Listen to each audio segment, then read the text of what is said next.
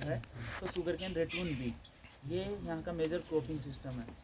Sugar cane को harvest करते हैं, जैसा इस बार शुगर कैन लगाया उसको हार्वेस्ट करेंगे तो उसी से ही वापस आपको नया लगाने की ज़रूरत नहीं है, उसी से ही वो नए टिलरिंग हो जाएगी, उसको रेटून क्रॉप बोलते हैं। और उसके हार्वेस्टिंग के बाद में यहाँ पे लेट्स ऑन व्हीट लगाते हैं, ये एक ट्रेंड है यहाँ का, ये मेजर क्रॉपिंग सिस्टम है।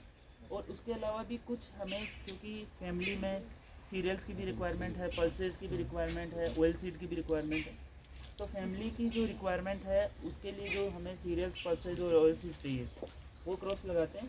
और उसके बाद में जो हमारी डेयरी के लिए जो हमें ग्रीन फोडर की रिक्वायरमेंट है round the year, green fodder लगाते हैं। एंड देन कुछ हाई वैल्यू क्रॉप्स हम इसमें लेते हैं ताकि उसको इनकम उससे मिल सके, जैसे वेजिटेबल्स प्रेफरेबली हम उसमें लेते हैं ताकि उनको हाई इनकम उनको मिल सके। देन ऑर्चार्ड का एरिया है जो फ्रूट्स की रिक्वायरमेंट को भी फुलफिल करता है। देन एडिशनल जो मार्केटेबल सरप्लस होता है वो सेल आउट करते हैं, तो इसे कंपोनेंट है।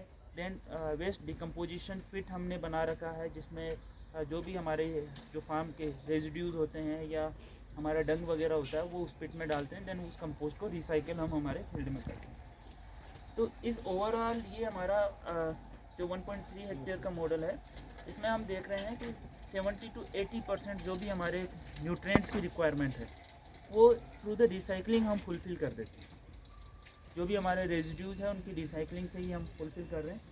लाइफ स्टॉक की है जो भी हमारे ग्रीन फोडर या ड्राई इस तरह की जो भी रिक्वायरमेंट है वो 100% इस मॉडल से पूरी हो रही है।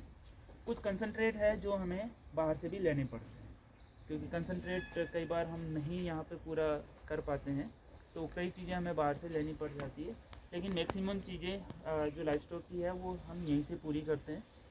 और जो डंग वगैरह है उसको हम वर्मी कंपोस्टिंग में भी उसको कन्वर्ट करते हैं और हमारे इनमें डिफरेंट क्रॉप्स में डालते हैं। इवन जो सरप्लस होता है वो दूसरे एक्सपेरिमेंट्स में भी ये सप्लाई करते हैं, लेकिन उसका पूरा मेंटेन रखते हैं। अगर जैसे सपोज़ कीजिए आपने 5 क्विंटल वर्मी कंपोस्ट दूसरे प्रोजेक्ट के लिए दिया तो उसका पूरा ट्रांजेक्शन होता है कि 5 क्विंटल का जितना पेमेंट बनता है 10 रुपये पर केजी के हिसाब से है, तो वो ट्रांजेक्शन होता है ताकि वो इसका बैलेंस शीट पूरा मेंटेन रहेगा ना कि कितना, क्योंकि अगर ये IFS मॉडल यहाँ नहीं होता कहीं और होता, फार्मर अगर उसको सेल आउट करता तो उसको पैसा मिलता ना, तो वो पूरा उसका इकोनॉमिक्स का बजट के लिए वो रिक्वायरमेंट है। तो अब आप देखेंगे कि फिर जैसे बाउंड्री प्लांटेशन के जस्ट बाद में, क्योंकि थोड़ा सा शेड वाला एरिया रहता है, और तो ये नेपियर यहाँ पे लगाया हुआ है, जो नेपियर ग्रास, बाजरा नेपियर हाइब्रिड जो होता है। तो ये क्या होता है, टॉलरेंट होता है थोड़ा सा शेडिंग शेड के प्रति, और ये राउंड द ईयर आता है। पुल का भी एक बार आपको लगाना है और ये लगभग पेरेनियल टाइप का होता है और 4-5 साल तक आपको इसको रिप्लेस करने की ज़रूरत नहीं होती है। और साल में लगभग 4 से 5 कट आप इसके ले सकते हैं। थोड़ा सा सर्दी के टाइम में इसकी ग्रोथ कम रहती है क्योंकि लो टेम्परेचर होता है तो उतना फास्ट ग्रोथ नहीं आती है। अदरवाइज़ इसके 4 से 5 कट आप आराम से ले सकते हैं। फिर आप देखेंगे हम डिफरेंट टाइप ऑफ वेजिटेबल्स भी ले रखे हैं। देन फोडर क्रॉप भी है, पीछे की तरफ व्हीट क्रॉप भी है, देन शुगर कैन।